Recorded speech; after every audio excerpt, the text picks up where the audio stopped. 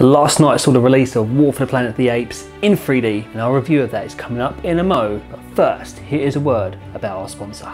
Not too long ago in a town down south, electric hair was born, and they have salons all over the country. And just 4 days ago, I was in their salon in Liverpool, so they're the ones that are responsible for my lovely barnet today. But do check out their website to see if there's a salon near you. Now let's get down to some monkey business. He's a smart one, isn't he? What are you gonna name him? Do they look like just apes to you? He saved our lives. He was remarkable. You're him. You're Caesar. We've been searching for you for so long. Tell your colonel, we are not savages. It is the third installment of this new Planet of the Apes franchise. So I guess the first question is, do you need to see the other two before you see this one? You'll be pleased to know that there is like these opening titles at the beginning. It gives you these little captions, pretty much tells you the first couple of films, which leads up to this current one. It might help if you go and see the other two, but to be honest, you probably don't need to. From the off, it is very, very warlike. I think for the first maybe 15-20 minutes, it's all very warlike. But when it gets to Act 2, it kind of doesn't feel like a war movie anymore. Not that this is a bad thing, it just means you're following monkeys on horses, going places, meeting funny monkeys, and believe me, the funny monkey is, he's a cute little monkey, which is played by Steve Zane, I think. And then for the finale, it's very warlike again. I like the film, but personally, I think from watching the trailer, I thought it was gonna be like more of a war movie the whole way through. Some of you might be feeling the same way. It's still a good movie. You've got some strong monkey characters. I mean, the CGI is really good. I mean, CGI is what is keeping Andy Serkis employed at the moment. I mean, that guy's had some fantastic gigs like Lord of the Rings, he's had Star Wars, he's had King Kong, he's done a lot. Unfortunately for Andy Serkis,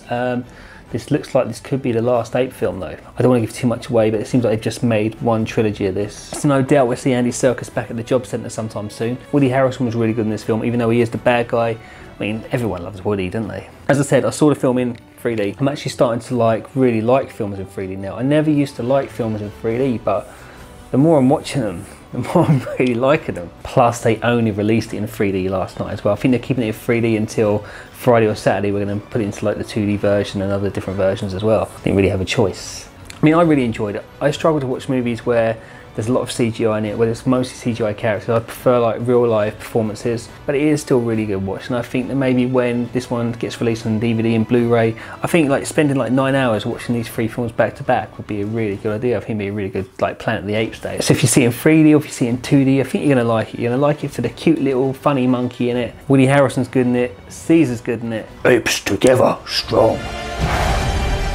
Apes! Together! Strong!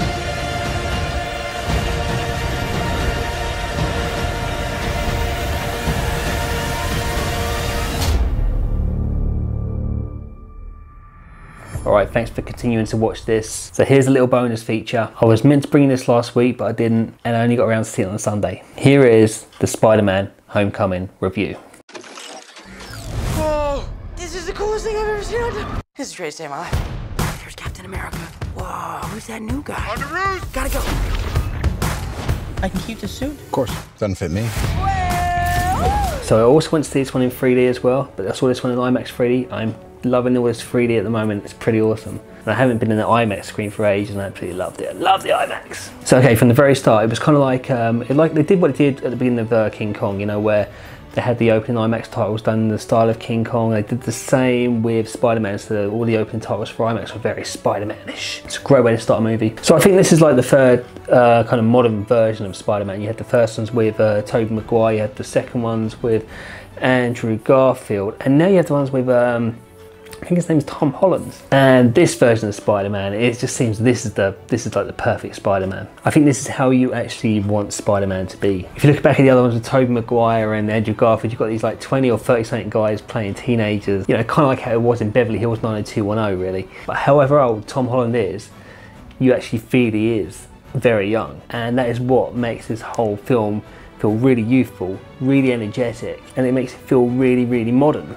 It also feels really modern from like the forms of storytelling and narration. Like they got some scenes shot on phones. They feature the internet quite a lot. There's loads of references like to modern technology and modern websites like YouTube. And I think because the focus seems to be around the ADHD generation, the pace just doesn't seem to stop. I mean, all of the action sequences are really high energy. You've got like one that's on the Staten Island ferry, you've got one that's on a plane, you've even got one that's on the Washington Monument.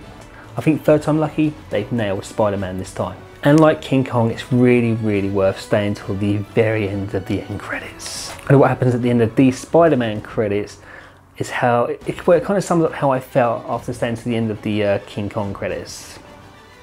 I'm sure that will make sense if you're going to see the film. Go see it. Do you know him too? Stole my shield. Wow. But then he beat me